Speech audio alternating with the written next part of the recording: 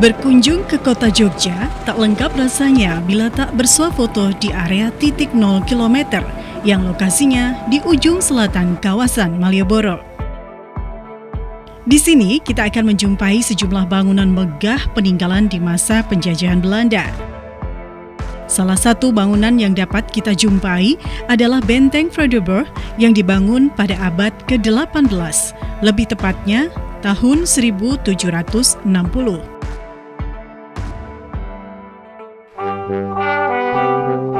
Benteng Vredenburg dibangun oleh Sultan Hamengkubuwono I atas permintaan pihak Belanda.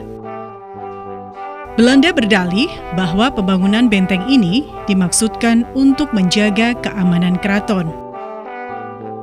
Benteng seluas 46.574 meter persegi ini memiliki beberapa bilik atau ruangan yang berada di sisi kanan dan kiri bangunan.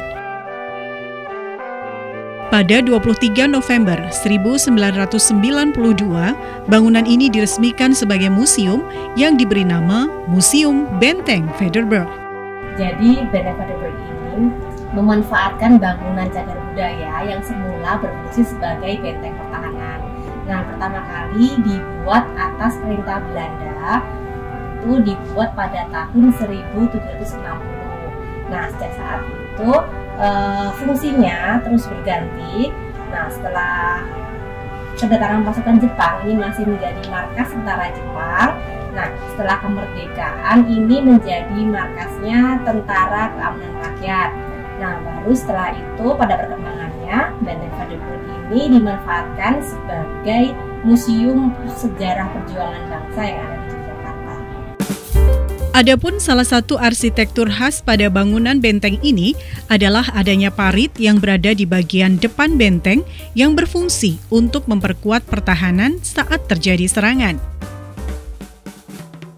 Layaknya bangunan kolonial lainnya, Benteng Vredenburg juga memiliki ciri-ciri yang sama, yaitu ketebalan tembok bangunannya.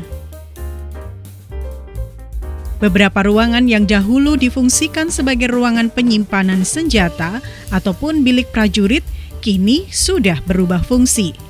Jadi ruangan di Benteng Vredenburg ini memanfaatkan ruangan yang dulu pernah berfungsi macam-macam ya. Ada yang memanfaatkan barak perwira, ada barak prajurit, lalu ada juga bekas gudang mesiu, gudang senjata, ada juga bekas penjara. Nah, semua itu sekarang mengalami pergantian fungsi ya. Jadi yang tadinya ruang penjara sekarang menjadi ruang rapat, menjadi musola dan ruang wudhu.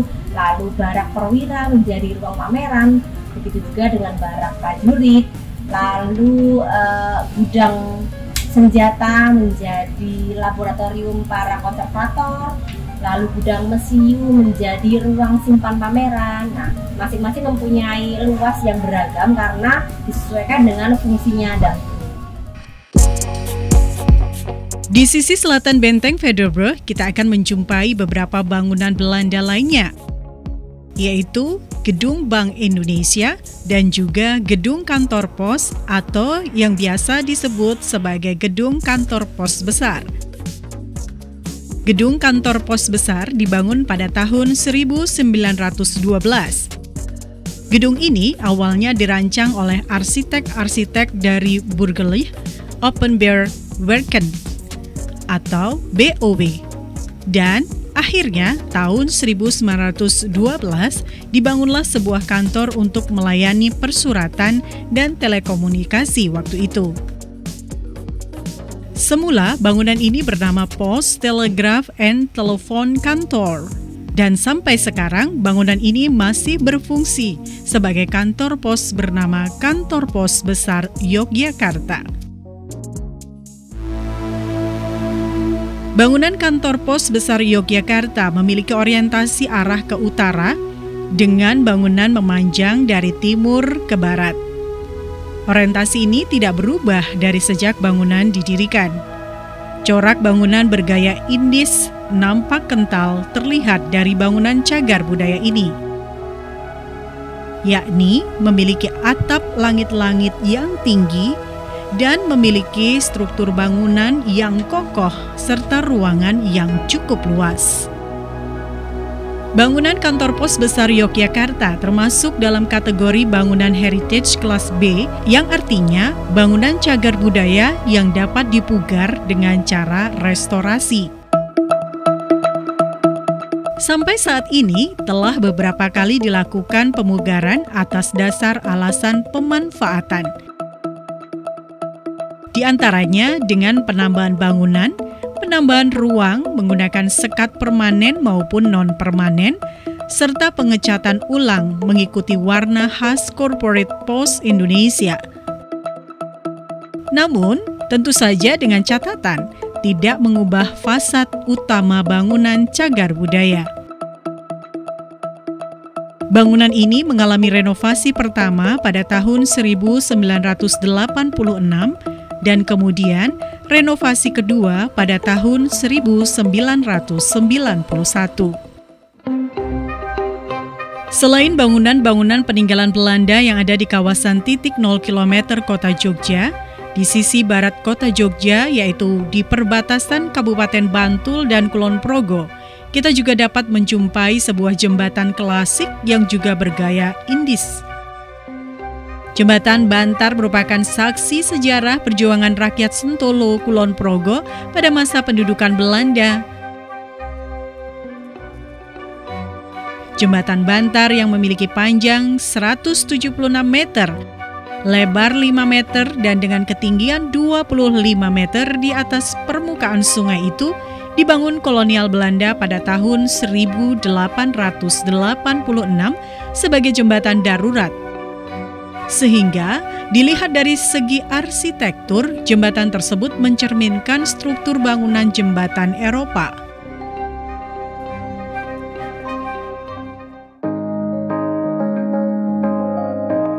Sejak meletusnya agresi militer Belanda kedua pada 19 Desember 1948, Jembatan Bantar menjadi medan pertempuran antara pihak Indonesia yang diwakili oleh pasukan gerilya Subwehkreis 106 Kulon Progo dengan pihak Belanda, pasukan gerilya Subwehkreis 106 Kulon Progo membentuk kantong perlawanan untuk menyerang berbagai pos Belanda dengan sasaran utama Jembatan Bantar yang digunakan Belanda sebagai markas komando. Pada pertempuran tersebut, pasukan gerilya Subwehkreis 106 Kulon Progo memasang bom di sepanjang jembatan menuju arah Yogyakarta. Pertempuran di Jembatan Bantar tersebut terus berlangsung hingga tahun 1949.